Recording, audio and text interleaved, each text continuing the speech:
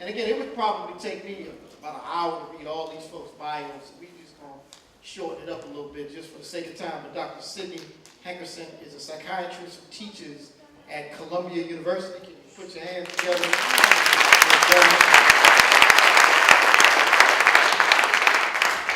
Next, we have Dr. Janet Taylor, who is also a community psychiatrist in the city of New York.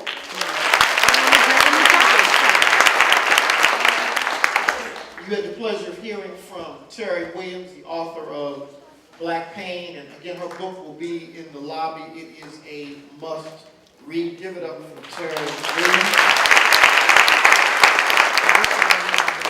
And next we have Darcel Dillard-Sweet, who is a founding member and co-president of Full Circle Health. So can you give it up for our panel?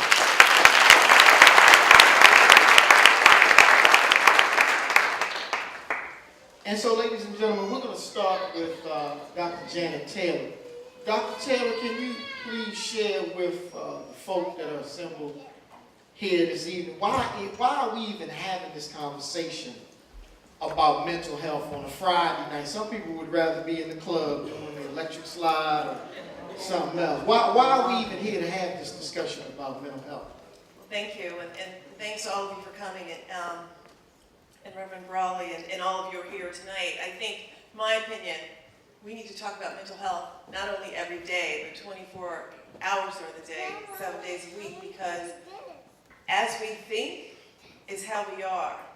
And, you know, I think Ken, when he said that looking at a man, and you could apply this to a woman too, in terms of not looking just at actions, but understanding how we think and feel is something that we have to consciously do all the time. So mental health is as important as physical health, as important as spiritual health, because they all go together. From a medical or psychological standpoint, you know, as Black people, I think not paying attention to how we feel, not paying attention to our mental health is killing us. I think Jason so aptly pointed out, you know, how the hell in our homes create a hell in our head. And for some of us, that could be rage. For others, it could be depression. For others, you know, we can try to find it at the bottom of a bottle or smoke it, you know, or, you know, shoot it into our veins. So we have to acknowledge and be able to talk about those things. If we, you know, Black men and women, especially Black women, suffer higher rates of obesity and overweight and diabetes and high blood pressure and high cholesterol and certain cancers that are all worsened by depression. And so if you look at mental health, 75% of people who have depression are either untreated or undertreated. So we're still missing it. And again, it's Black people, and especially Black men, are not receiving the treatment, not receiving the assessment, and not receiving, I think, the space to make themselves better. So it's a very important conversation that needs to go on and on and on and on, because it affects ourselves and it affects our families. Dr. Hankerson, I know you've heard this line so many times. I'm not crazy. Why do we even need to have this discussion on mental health? Well, first of all, I'd like to echo Dr. Taylor's sentiments and just thank Kenneth and Reverend Brawley and certainly Terry for putting this together. And first of all, I'd like to answer that question by telling you a little bit about myself and my past. I was raised in Fredericksburg, Virginia. My father is a deacon at Shiloh Baptist Church New Site. My mother plays the piano for the little kids choir. So every Wednesday night, I was at church. Every Sunday, I was at church. And I heard over and over again people in my church say that, you know, depression is a weakness. Or that people of faith can't be depressed because all we have to do is pray, all we have to do is fast, all we have to do is get whatever sin is in our life out, and we'll be healed. And I know from experience, and I know as a physician, that depression is not a weakness, which is what we believe in the African American community. But depression is a disease. And the truth of the matter is that real men can have real depression. And so I'd just like to read a brief excerpt about a book that's about depression in men to describe the importance of us having this event tonight. It talks about what depression is. Depression denies our families and us the enjoyment of our activities. It erodes our ability to nurture our children and to teach them the things that got us through. It distorts our thinking so much that we refuse to accept our accomplishments as evidence of who we have become. And instead, we embrace society's negative stereotypes of us. Worst of all, depression destroys the very things that allow us to lift ourselves up. Our belief in ourselves and our belief in the possibility of a brighter future.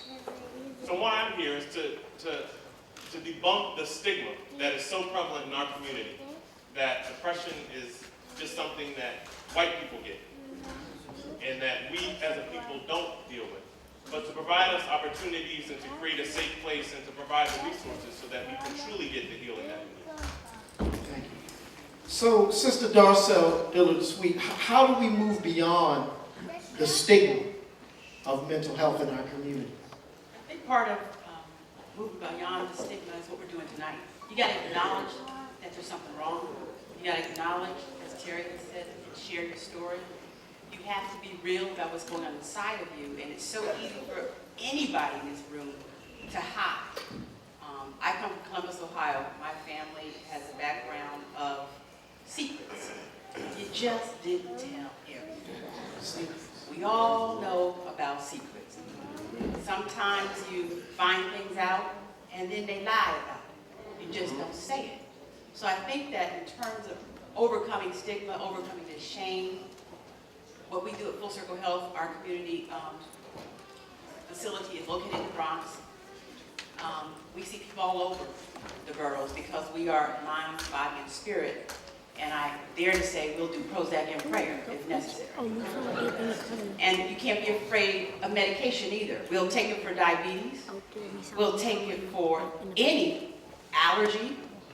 But when it comes to the head, and it's not just depression, it might be bipolar. There's serious mental health issues that aren't just depression. We don't want to take a pill for that. But we have to learn that God created that too. So I'll stop there before I get in trouble. So Sister Terry Williams, what impact does anger have on our mental health? Just being angry all the time, waking up in the morning, angry, going to bed at night, angry. What impact does this cycle of anger have on our mental health? Well, actually, you here? No. Actually, anger and stress kills. You know, there are so many diseases that Black folk suffer from. Diabetes, heart disease, strokes, what are the other some of the things? Breast cancer, that's very aggressive. There's something called triple negative breast cancer that's really taking out a lot of young Black women. But all those diseases that are unique to us come about because we are not speaking our pain. It creates poison inside of us when we don't release it. That's what's most key to us. You've got to release it. I was in a session once, fairly recently, and I just came in and had gone through a harrowing experience, and I just sobbed, literally for like 30 minutes, and just like, thank you, God, for giving me a place to go with that. You know what I'm saying? Thank you. And so I think that's really the key thing, and I wanted to also, I just wanted to thank David Brawley, and also the First Lady Deborah. Just thank you, because everybody's been giving the big ups to your husband, but you know, you got a right to be there. So we honor you as well. Thank you for the work that you're doing. And so, Dr. Taylor, what's the first step? I mean, we consistently tell people about mental health. We consistently talk around the conversation, but there are folks in here right now that are literally crying for help. What's the first step? So before I address the first step, I just want to comment on the anger. You know, I think for us, especially for Black men, it's easier to be angry and express anger than to express pain.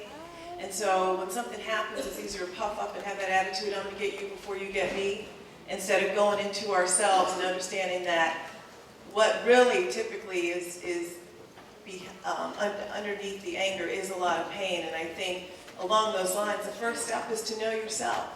There's nobody in this room that's going to know you better than you know yourself. And even when you go into a therapist's office or go and see your psychiatrist, my experience has been that most people know what they need to do.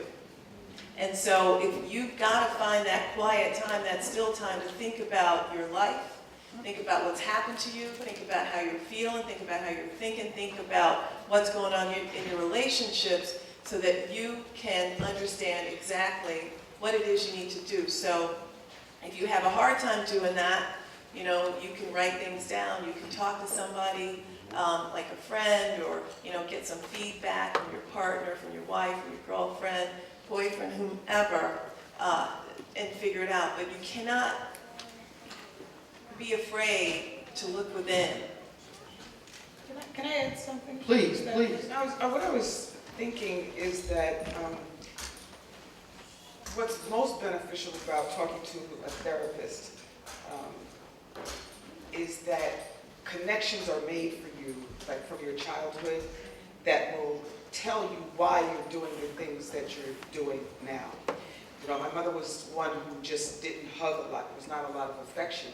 And I was developed very early on something called disease to please, where you will do anything to please somebody else. And when you do that, you don't become a fully formed individual because you're trying to be everything for everybody. And it was a therapist that helped me to get to that. And then my daddy, because I was dealing with a very unhealthy relationship, and my therapist said to me, "You've told me about your mother, but you never told me about your dad." So she said,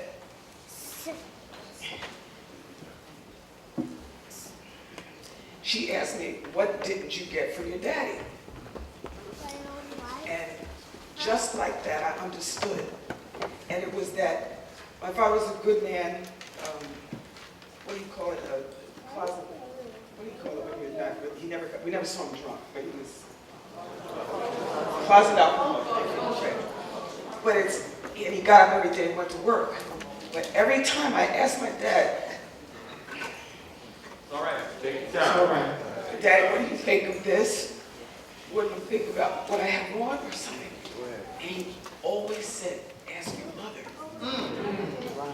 And so it made me do, that's what I want to share with you. It's the power of going to talk to someone, a professional, who can make those connections for you. Ask those questions, because frankly, it would be hard for me to do by myself. Going to see my therapist twice a month is a lifeline for me. Sometimes I can't wait till I get there. So I just wanted to share that with you. If I could just say one more thing, is about what we as adults, how we set our kids up for emotional failure. We want to be all strong and all powerful for our kids. We want them to think that we have no faults. So what we do is we set them up. When that kid says, "Mommy, Daddy," adult figure, "Are you sad? Are you angry?" The moment we say yes, we're lying to them. So we're teaching them how to lie. We're teaching them how to not deal with their emotions. We're setting them up, because by lying to them, we don't tell them what we do when we fall down. This is what, okay, Mommy's sad because your dad and I had an argument, or I didn't get that gig I wanted, or whatever. But you know what? Or maybe the family's going through a hard time. You don't have to go through all the gory details, but say, whatever it is, we will get through it. God will help us get through it. So I just want to say, and it also teaches the kids to second guess their intuition, because they asked you if you were angry or sad. You said no. They know very well that you just lied to them. And so, ladies and gentlemen, we're going to be coming to you for questions. And so we really want you to kind of think about some of the questions and things that you really want to ask our dream team. But Dr. Hankerson, can you talk about the importance of family counseling? Because a lot of times I hear parents say, something wrong with the boy. It's him. And I'm like, well, yeah, the apple don't fall too far from the tree. So would you share with us the importance of family counseling? Sure. So how many of you all have a crazy aunt or uncle? Tell the truth. Right? Some of y'all raised two hands. Now, how many of you all, if I asked your family, are that crazy aunt uncle? So the point I'm trying to make is that depression and mental illness, substance use, patterns of anger, neglect, abuse, that occurs in families. It doesn't occur on an island. That occurs in the context of a family system. And so it's very important for mothers and fathers and children to get therapy as a whole, because you have a man who's dealing with his anger issue because his dad wasn't there. You have a woman who's dealing with her maybe sadness or self-esteem issues because someone else maybe abused her. They come together and bring all of their issues together, and they create a child. And they raise that child based on the good and the bad that they saw in their parents. And we now know that if a woman or a father is depressed, and if they get treatment, then their child, who may have been acting out in school or been aggressive, then their child gets better. And so it's so important to provide treatment to the entire family. And I think to answer your question about where do we start with this, a big part of this is education.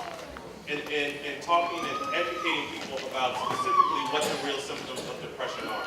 And so we passed out a survey today that has the symptoms of depression. And when you think about someone like as a psychiatrist or a psychologist or social worker, if they tell you that you're clinically depressed, then that means that for at least 2 weeks at a time, that you've had at least 5 symptoms. And those 5 symptoms are on that survey, and I encourage everyone to take a look at it.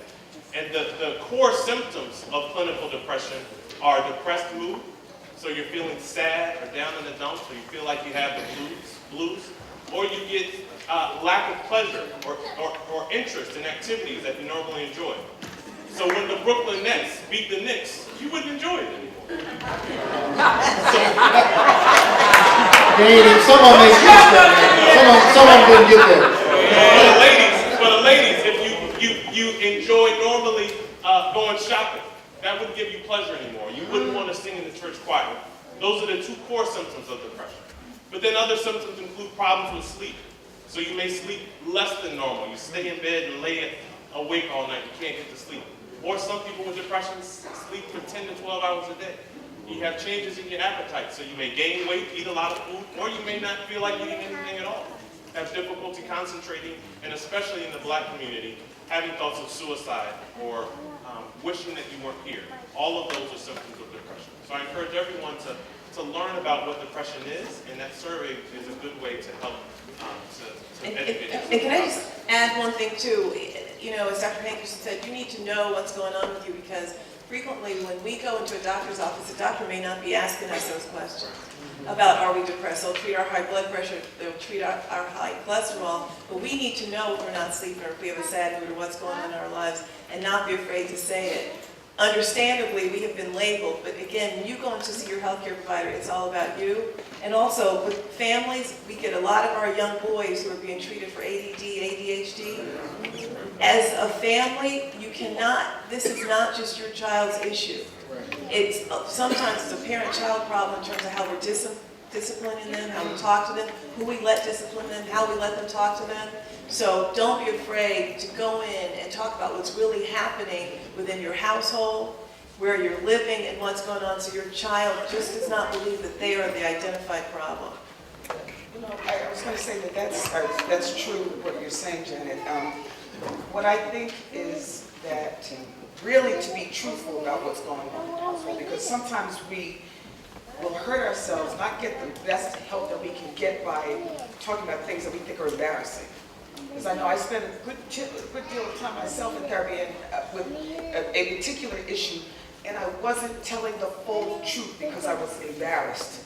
So I wanted to just say that you have to spill your guts. And it doesn't mean that you're a bad person. You are someone who is in pain and has to get worked through it.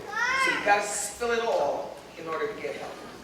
And so, ladies and gentlemen, we have 2 mics. If you can begin to line up in front of the mics, and we're going to come to you if you have a question, comment, need some clarity. I know that there's some folks that have some things on their heart that need to be addressed, so we have 2 mics on each side. Sister Sweet, for the families who are here who may not have health insurance. How does one access mental health services in New York City if you don't have health insurance? The good thing about New York is there's all kinds of programs that are inclusive. So sometimes if you don't think you have enough money to go and get some type of therapeutic intervention, you really should try to consider flexible situations where, in our case, there's a sliding scale. And if you don't have insurance, Medicaid is set up now where you can get it and access it. And I know Joyce is here, there's a whole lot of programs. So you do have to educate yourself around them. You can go to most emergency rooms and not use it for mental wellness, but let them know that you're trying to also obtain mental health care or health care period. And they'll set you up with some of the programs that are housed right in the hospital that you can actually apply. Affinity, there's a lot of HMOs, HIP, Health First, there's a lot of them that are really specifically focused around families that have not enough money for certain types of insurance, but enough to actually get access. Flexible spending is really important in our community because some days you have it, some days you don't. We have a whole lot of clients who come to us who can't even get there because the copay is too high. So if I'm in the office, they don't have to pay the copay.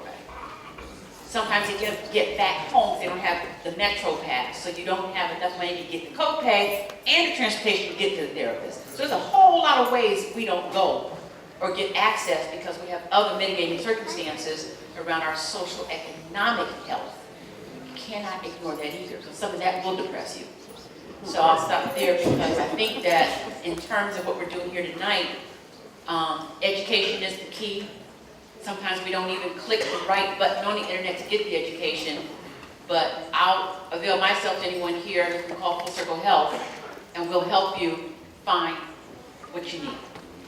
And can we have all of the clinicians, any clinicians that are in the room, can you please stand? Any of the clinicians?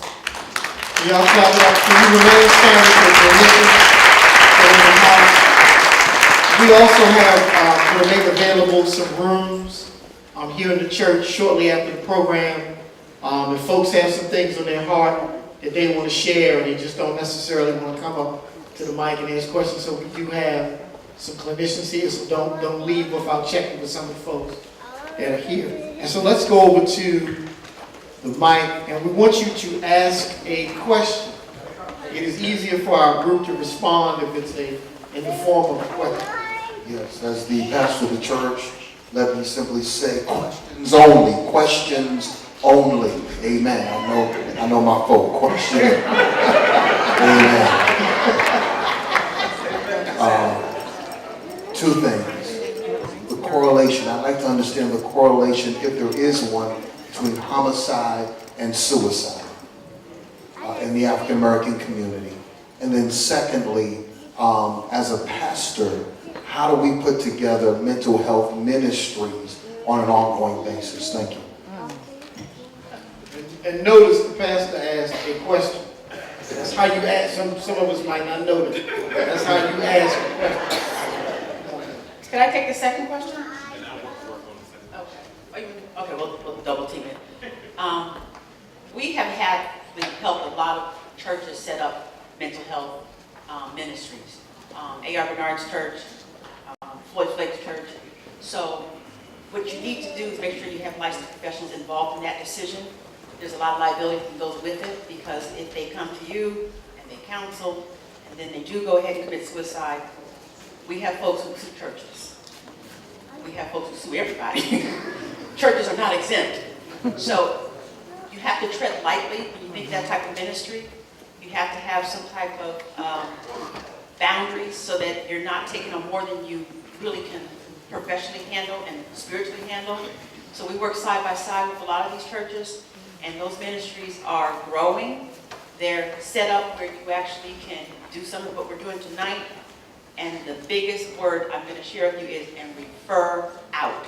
Know when to stop praying and get it to a professional, even out of your opinion. Can you say that again? Refer out. Refer out. And I can speak to that point about the mental health ministries. The research that I'm actually doing at Columbia is to partner with churches and with a mosque in Harlem to develop mental health ministries and referral networks with mental health professionals in New York City. And I've also been working with Greater Allen, I'm working with First Corinthians Baptist Church, with Ephesus Seventh-day Adventist Church, and with Abyssinian. And so we are working to talk to the pastors and to folks who are head of the health ministry and the other ministries to identify what are the issues that folks in the congregation are really dealing with. I think that's the first step, to try to identify what are risk factors for depression, what other kind of mental health problems folks are dealing with, and then to potentially train and educate ministers about what are truly the symptoms of depression, so that they can then be better equipped to refer out. And the second thing that we've done is we've created an organization called the Black Psychiatrists of Greater New York and Associates.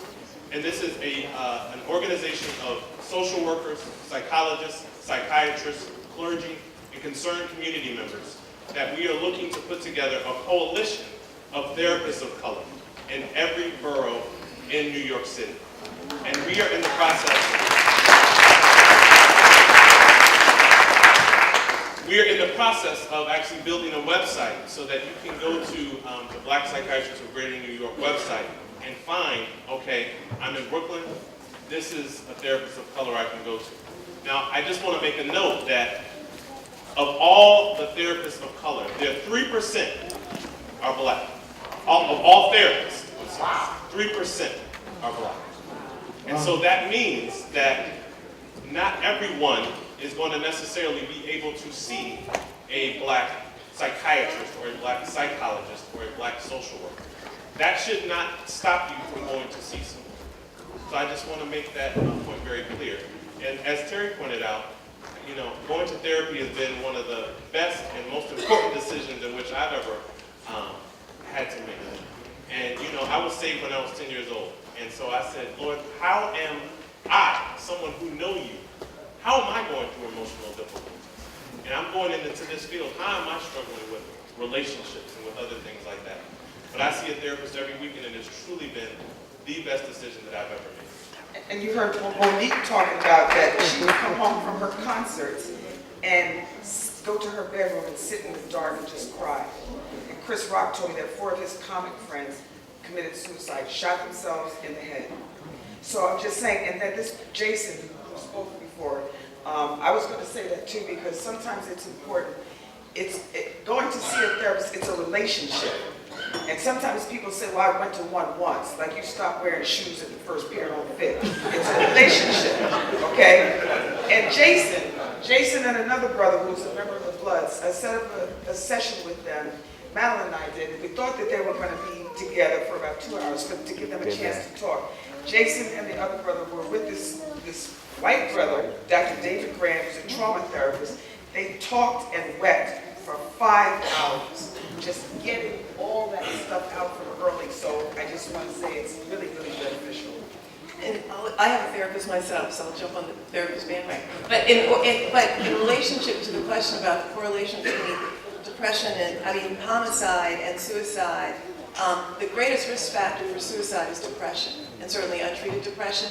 And with homicide, and going back to mothers who are depressed and untreated are more likely to have children who engage in risky behavior or violent, drop out of school. In fact, one study showed that mothers who are depressed and untreated parent their children worse than women with schizophrenia. So a risk factor for a mother who is pregnant and to be depressed is the level of engagement of the father to be. So women whose the fathers of their children don't go to prenatal visits, have never shown any interest in the baby, are not happy that they're pregnant, are more likely to be depressed. So I think that link between at conception and when women are carrying children, we know who's most at risk, probably to be depressed and probably to commit homicide. And that's where the intervention needs to start. And that's where getting fathers to go to prenatal visits, whether you like the mother or not. Show up. Be engaged. Teach them how to ask questions. Teach them how to be there will help a lot. And treat mothers who are depressed and fathers who are depressed as well. And so let's jump over here. Brother, you have a question?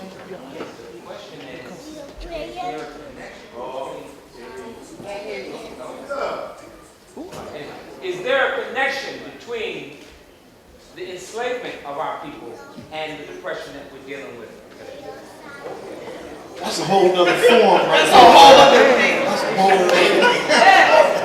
But when you think about the fact that when we were enslaved, that you couldn't, if you were a parent, you couldn't even love or hug your child because you feared that the master would sell your child from you. So we didn't get a lot of love and hugging because you had to act like you didn't like your own kid. And so so that's one of the things. Would you all agree? And so it's carried on, and the silence is destroying our communities. We just don't talk about anything. That all stems from, I think, slavery. Yeah, and there's also medical racism that was, were terms were developed, the way people were treated were developed to justify slavery that still exists in medicine today. And bias, in fact, in psychiatry, there's something called drapetomania that said that a man who was free or a woman who was free was more likely to be crazy than a slave. And when I was in medical school, which a long time ago, they used to teach that black people didn't even get depressed. That, you know, we had this natural, sunny kind of disposition that allowed us to just go through all kinds of conditions. And I mean, it was a long time ago, but not that long ago. So, I mean, it's not just you, the client, it's just not you, the consumer. When you come into the doors of a healthcare provider, there's a lot of bias and obstacles and barriers that you're facing, whether you're in a white institution or, and I used to work in a black institution, and some of the same things happen. So we need to inform ourselves back to the education and also take back our rights to get treated in a fair way, in a way that makes us better when we leave than when we came in. Can I just say one more thing? I just wanted to say that the issue about parents during the slavery times being so distant from their kids, so the kids weren't getting affection, but yet and still they saw their mothers hugging up and cooing with white babies. So, and that I got from my friend over there, Madeline McCray, raise your hand. She was the one that pointed that out to me, but it said, can you imagine what that did to the kid if you don't have anywhere to go with that? Just wanted to mention that. And she also wrote a great book called Healthy with a Rock. And I would also, let me just take an opportunity to say this really quickly before we go to the brother over here. This whole discussion around slavery is a form that we gotta have. I just got back, I was in Ghana 4 weeks ago and had a chance to go to one of the slave councils. For those of you who have been, it is a deeply emotional experience being in one of those slave castles, you know, in Ghana or Senegal. And so that's another part of the process that we don't have enough time to talk about tonight in terms of this loss of connection to our history and our culture. And we out here doing stuff that historically black folk ain't never did. So that's a whole nother conversation. Come on, brother. You had a question? Or the sister?